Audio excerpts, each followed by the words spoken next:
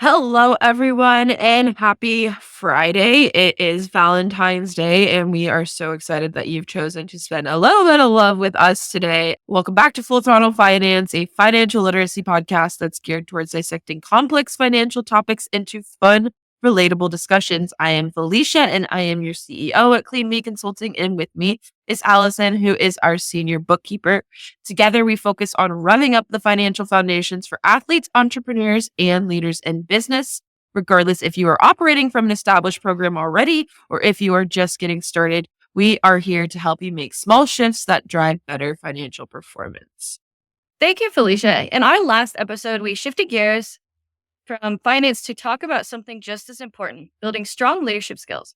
Drawing inspiration from the book Formula X by Urain Calmer, we discussed how effective leaders can harness strengths of diverse thinkers to drive success. This week, we're going to talk about how we can help you budget for a race season by using strategies like the profit first method to make you stand out from your competitors. Race season is quickly approaching, and we want everyone to feel prepared or at least have some tool in your pocket to plan ahead. So, Allison, I think that a good starting point would be for us to start by defining what a budget is for our listeners. After all, it's a noun, a verb, and an adjective, so it means a variety of different things. But what specifically does it mean in accounting? Yeah, and you're totally right, Felicia. A budget is just a plan for your money, what's coming in and out, what's going on over a set period. When we budget, we're being intentional about our spending and making sure we stay on track with our goals. That's right, Allison. And I'll add that a well executed budget doesn't just crunch numbers. It keeps your race program running smoothly while simultaneously ensuring that you don't run out of gas, aka cash, halfway through your season. It's important to prepare for those unexpected expenses because let's face it, racing is full of surprises.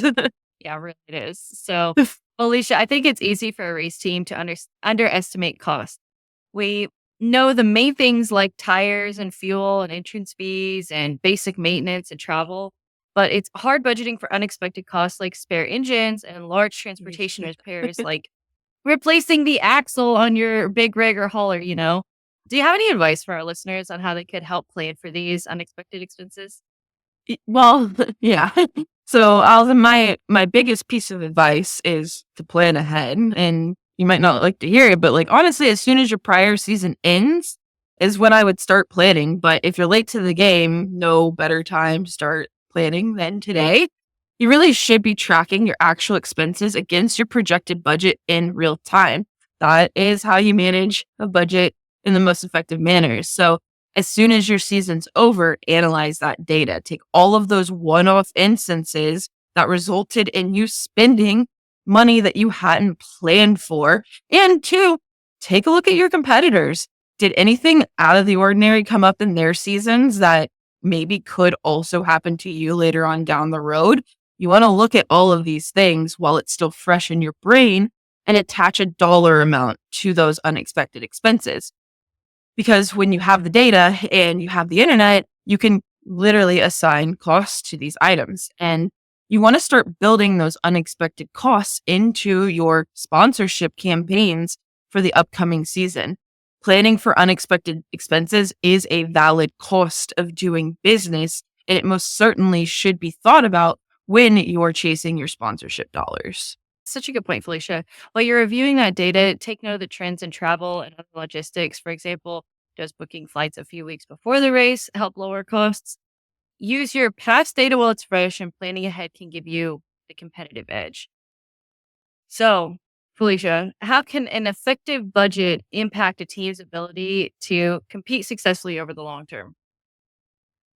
Yeah, well, Allison, consistency is key first and foremost. And when a team has a well-managed budget, they can focus on their performance and they don't have to really worry about the finances, right? That's all in check. They know that they have money saved away in case something doesn't go their way. And it's going to allow them that when those like rainy days come up, that they can continue to focus on the main objective, which is going faster instead of stressing where they're going to get the money to fund the repairs after a crash or something like that. It also helps with building relationships with your sponsors because teams that manage money effectively are more attractive to bigger long-term sponsorships. They want to invest and they want to feel secure in their investment, and showing them that you really know how to manage money smartly goes a really long way. And alternatively, when a team doesn't have a well managed budget, they have to start cutting costs somewhere. Maybe that's backing down from previously committed events. Maybe it's robbing Peter to pay Paul, that kind of a situation. Or, even overcommitting themselves, taking on debt that they literally have no business taking on just to finish out their commitment on paper. Poorly managed budgets can also be super detrimental to team morale, and they can jeopardize your current and your future sponsorship deals too. Well, nobody wants any of that. Felicia, so our audience built their budgets and landed their sponsorship deals. Money's in the bank. Do you have any insights on what you'd like to share with our listeners to help them manage their large budgets once they have that cash in hand? Yeah, Allison, I think that's the trickiest part. And this is where I usually, like for our clients, we recommend implementing money management strategies like profit first. And with the profit first method, what you're doing is you're assigning a purpose to every single dollar that hits your bank account. That purpose very well might be to just hang out and chill and be there in case a rainy day happens.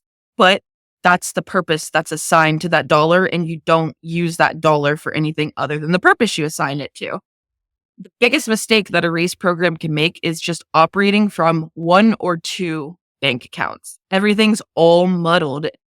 Easiest way to fast track overspending your budget. You spent all of this precious time associating costs to your race rounds, building this nice, beautiful, pretty little budget just to throw it all in one pot. Well, and the profit first method is so cool. When you first mentioned it, when I first came on, I was like, it's genius. And I think that's one of the biggest points with profit first is the strategy encourages the use of multiple bank accounts so that you can physically assign purposes to dollars. What might that look like for a race team? Yeah. Well, as in, like, for starters, I would probably have separate bank accounts for payroll, travel, part, marketing, logistics, entrance fees, taxes, emergency funds, research and development, savings, general administration. Like, really, it's determine all these big buckets of expenditures that you have for your race program and create a different account for each of those buckets. Then use your budget and you determine a percentage of your budget that each bucket represents, and you can transfer that ratio of dollars to the respective account. The money camps in that account until it's supposed to be spent in accordance to your budget on that bucket that you've already allocated funds to, so that you don't overspend. It's much easier to manage these expenses when you have the respective allocated funds separated for those expenses. It ensures that you're not stealing money that should be saved away for emergency expenses or travel expenses because you didn't plan properly. And you're absolutely right there, Felicia. Proper budgeting and money management can truly make or break a race program. That's why we believe it's such a critical part of success. In our financial course, Revving Up for Financial Success, we didn't just talk about it. We built a hands-on experience, prepared over 15 minutes of consulting content with a custom-built tool designed specifically for race programs and athletes. It's a hands-on resource that guides teams in planning, tracking, and making smarter financial decisions. I think it's really cool that we took the time in the course to walk enrollees through the budget tool from scratch. We showed them how to project different types of income, allocate costs, and read financial statements. And we do this all the time with our clients using their own data and financial reports. So it was great to shift that mindset and help enrollees see how they can apply the same concepts to real world scenarios and start planning. We know you're already sharp, but these concepts push you to think even more strategically. That's why we focused on making them relatable for race programs so that you can absorb the practices in a way that makes sense for you at a pace that fits your schedule. We had so much fun putting it together, right, Allison? Especially priced at $125 for lifetime access. The course really does lay a solid foundation for generating, reading, and familiarizing race programs with various financial reports. And it simultaneously starts to build higher level skills like budgeting and strategizing money management. It contains over an hour of consulting content, and it has multiple downloadable tools and cheat sheets included. It is all tailored to the motorsport industry. So to learn more and to enroll in our Move at Your Own Pace course, Revving Up for Financial Success, please visit our website at cleanbeconsulting.com/full throttle finance. That is CLEANBEE consulting.com/full throttle finance. And that's going to do it for this week's episode. We appreciate you tuning in and taking steps to strengthen your financial foundations. If you found today's insights valuable, be sure to subscribe and join us next week as we continue to break down finance with a motorsport twist. We'll see you next Friday.